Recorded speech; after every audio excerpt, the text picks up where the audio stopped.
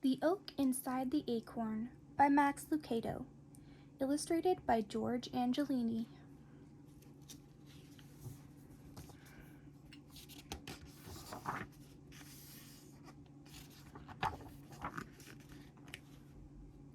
Dear parent, God pre-wired your infant.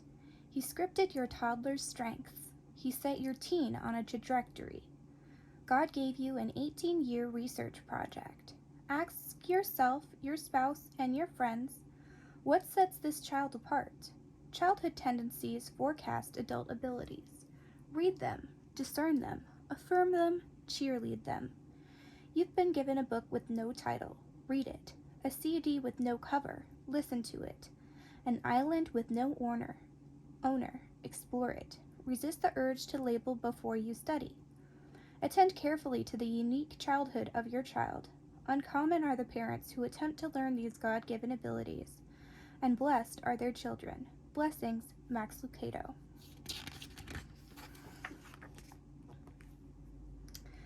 The acorn looked at the world around him. Green hills rolled their backs in the distance. Bright daisies bloomed below him. Above him, a family of puffy white clouds floated through the sky. The world looks so big, the little acorn said to his mother. I'm just glad to be right here with you.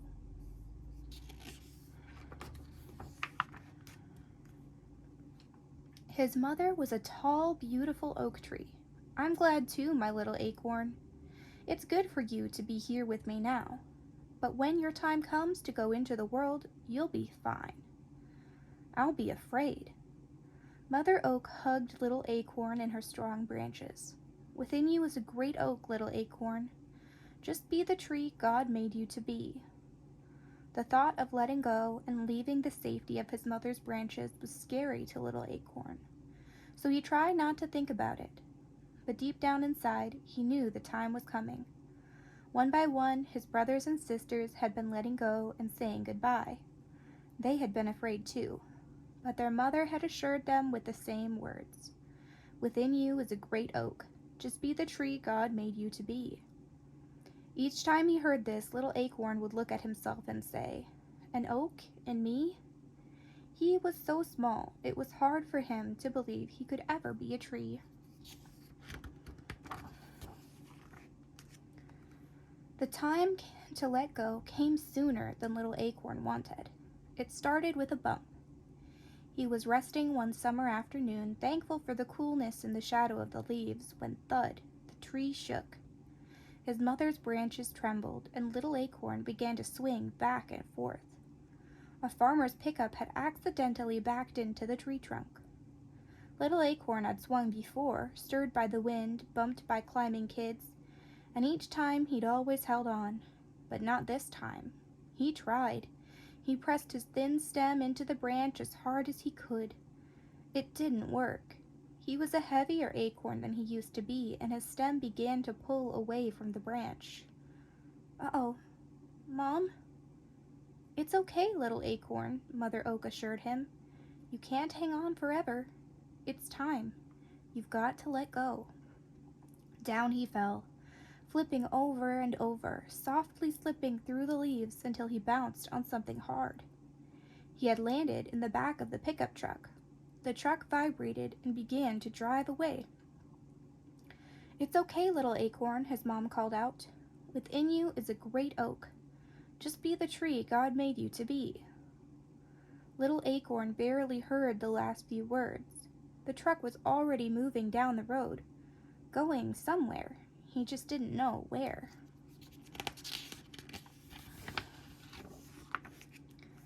As the truck bounced, so did the acorn.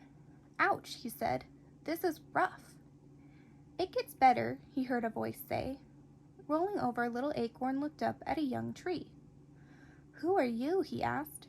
I'm a new little orange tree on my way to be planted. What do orange trees do? Asked the acorn. By now the road and the ride were smoother. We grow oranges. Oh, answered the acorn. He didn't know what an orange was and was just about to ask when the truck slowed to a stop. Wow, exclaimed Orange Tree, who was tall enough to see out of the truck. What is it? Asked the acorn. Trees, orange trees, everywhere. It's an orange grove.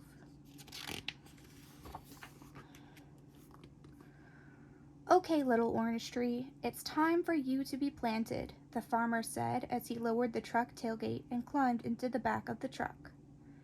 The acorn rolled away just in time to avoid the farmer's big boot. The farmer took the tree and was gone for a long time. Little Acorn stared at the sky as it began to darken. He missed his mother oak and her strong branches. This would be his first night away from her. The tailgate banged and the farmer jumped in. "A quick sweep," he said, "and I'm headed home." Little Acorn had never seen a broom. He barely saw this one before it sent him high in the air. He landed in soft dirt.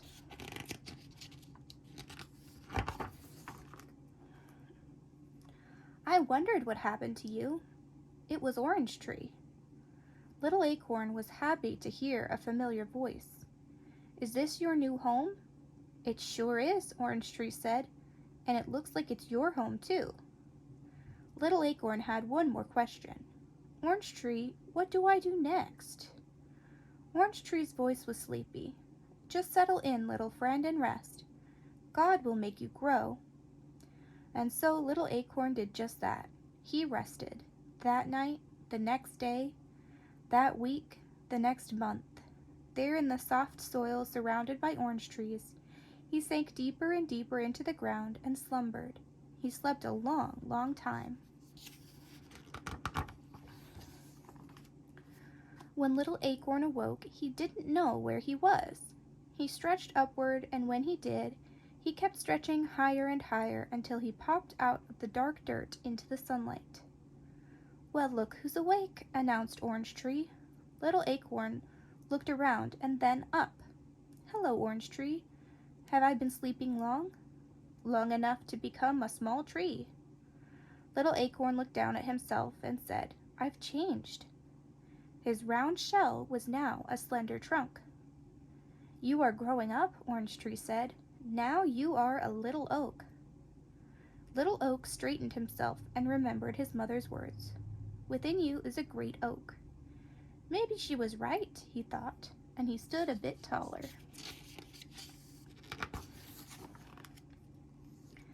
But even at his tallest, he was much smaller than the big orange trees. Their bushy branches grew greener and greener. Then one day, Orange Tree called out to his friend, "Little Oak, look, my first orange." The big orange trees spoke up. "He'll have many more," they said. "So will I," announced Little Oak. The trees in the grove laughed. They didn't mean to hurt Little Oak's feelings, but they did. "You'll never have oranges," they said, chuckling. Little Oak straightened his branches and pushed as hard as he could, but no oranges popped out. Not that day, nor the next, nor the next.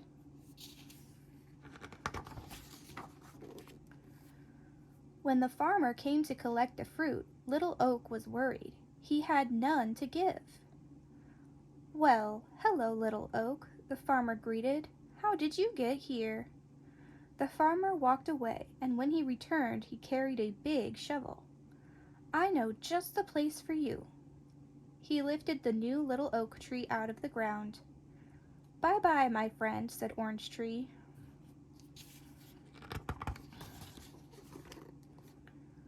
The farmer didn't take Little Oak too far away. He carried him out of the grove to his big white house. The farmer chose a spot in the backyard overlooking the orange grove. "Let's see how you do here," he said.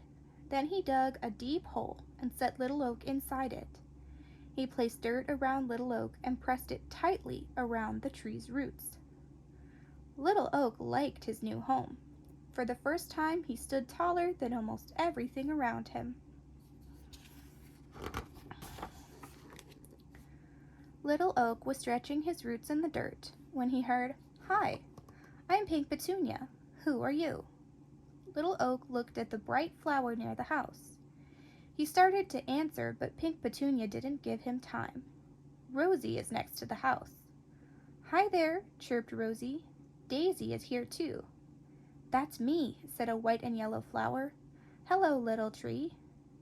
Pink Petunia continued, "We are soft and smell sweet. What about you?" Little Oak didn't know how to answer. He knew he had no oranges. "Do you grow flowers?" Pink Petunia asked. Little Oak never remembered seeing flowers like roses or petunias on his mother. But still, maybe oaks did grow flowers. "Maybe I could. Maybe that is what I'm made to do," he answered. So he tried. As hard as he could, Little Oak tried to grow flowers, like his friends could grow. As the sun grew hotter, they unfolded into a rainbow of pinks, reds, and yellows. Little Oak, however, just grew taller. As the days grew longer, his roots grew deeper.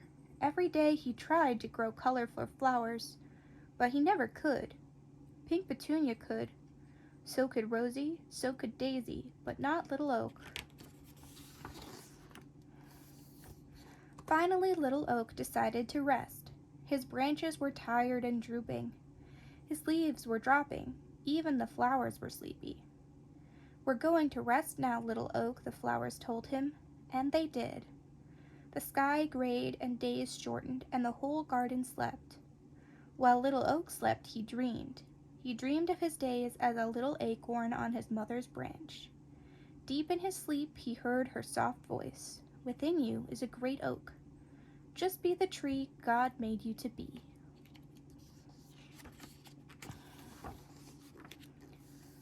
When the sun warmed his branches, Little Oak awoke.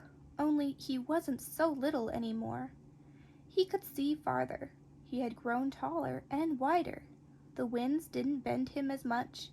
His branches were as big as his trunk used to be. Little Oak was becoming Big Oak. Many years passed, and each year he grew bigger and wider, wider and bigger, until everything in the farmer's yard looked up to him.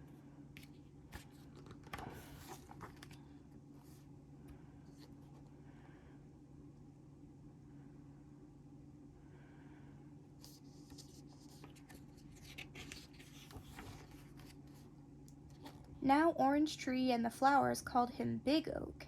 He spread his big branches and looked around. Orange Tree was taller too, but not as tall as Big Oak. Big Oak was taller than all his friends. They were wide, but not as wide as Big Oak. He was the tallest, he was the widest, but he still wondered what he was supposed to do. He couldn't grow oranges or flowers, he just grew bigger, and he didn't know why. Big Oak was just awakening from a long winter's nap, his leaves tiny buds, when a young farmer brought 2 ropes and tied them to one of his strong branches. Close by, a little girl watched. Rosie Rose was puzzled. "What's it for, Big Oak?" "I don't know," Big Oak answered, but he soon found out. "Can I do it, Daddy? Can I swing?" "Go ahead," urged the man, and the little girl with bright blue eyes and hair the color of Daisy's flowers sat in the swing. Big Oak felt the tug, but barely. He was strong and little girl was small. With her daddy's help, she swung forward. Not too far, but farther the next day and farther the next. By the time the sun was hot and the flowers were plenty, she could swing alone, kicking her feet higher and higher until she could see the roof of her house. Then back she would swing, back until she seemed to look straight at the ground. Big Oak loved the sound of little girl's laughter, her footsteps running toward him, her squeals of delight as she swung higher and higher into the sky. Yes, Big Oak loved little girl. When she swung, he stood strong. When her daddy built her a tree house in Big Oak's branches, Big Oak gladly held it. When little girl stretched out on the grass to watch the clouds float, Big Oak shaded her. She played in his branches, climbed his trunk, rested in his shadow, and together they grew. Each year both taller, each year both stronger. When gray skies brought cold days, Big Oak slept, and the swing hung silent, and the playhouse stayed empty. When blue skies brought warm days, they laughed and played. Little girl talked, and he listened. And at last Big Oak knew he had become the tree that God made him to be. One day, Little Girl came to Big Oak with a little boy, though neither was too little. They sat on his branches and talked. Big Oak held them both, and when they carved their names on his trunk, he didn't mind. Little boy pushed the swing. Little Girl laughed, and Big Oak protected them from the sudden rain. In time, Little Girl didn't swing so much. When she climbed into the treehouse, she sat more and played less. Little Girl was becoming Big Girl. Big Girl now stood as tall as Big Oak's lowest branch. One day Rosy Rose said to Big Oak, "She's growing up, Big Oak. She'll soon leave." Big Oak didn't answer, but he understood. Big Girl spent many blue sky days sitting on the ground, leaning back against Big Oak's trunk, and watching the clouds drift by. Big Oak knew Big Girl had a big question on her mind because she said things like, "I don't know what I'm supposed to be," and "It's hard to let go," and "How can I know who I am?" Big Oak wanted to talk to Big Girl. He knew just what to say. He would say, "Within you is a great girl. Just be the person God made you to be." "Orange trees grow oranges," he would say. "Flower plants grow flowers. And oaks grow tall enough for swings and strong enough for swinging and big enough to hold little girls until they become big girls." He wanted to, but he couldn't say the words.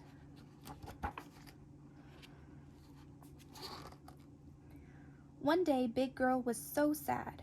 The little girl who used to giggle in Big Oak's shade just sat, silent tears flowing down her cheeks. "It's hard to let go," she said. Big Oak was listening, and he had an idea. He looked down his branch at a little acorn. "I have a special job for you," Big Oak said.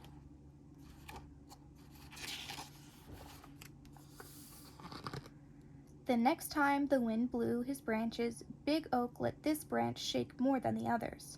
The little acorn popped loose and landed in Big Girl's lap. Big Girl picked it up and started to toss it away, but stopped. She held the little acorn in her hand and stared at it. She turned and looked up at Big Oak. "Were you ever this small?" Answering her own question, she continued, "Of course you were. You grew into a great oak from a little acorn. All you did was become what God made you to be." She looked again at the acorn, then back at the tree. Her eyes brightened. "Do you suppose that's what God wants me to do?" Big Oak wanted to shout yes, but he didn't have to. Big Girl stood and announced, "Of course he does. Now, it's time for me to let go and become the person God made me to be." Big Girl smiled, placed the acorn in her pocket, and began walking away. But after a few steps, she stopped and turned. She looked at the swing, the treehouse. She looked at Big Oak. She walked over to him and placed a hand on his trunk.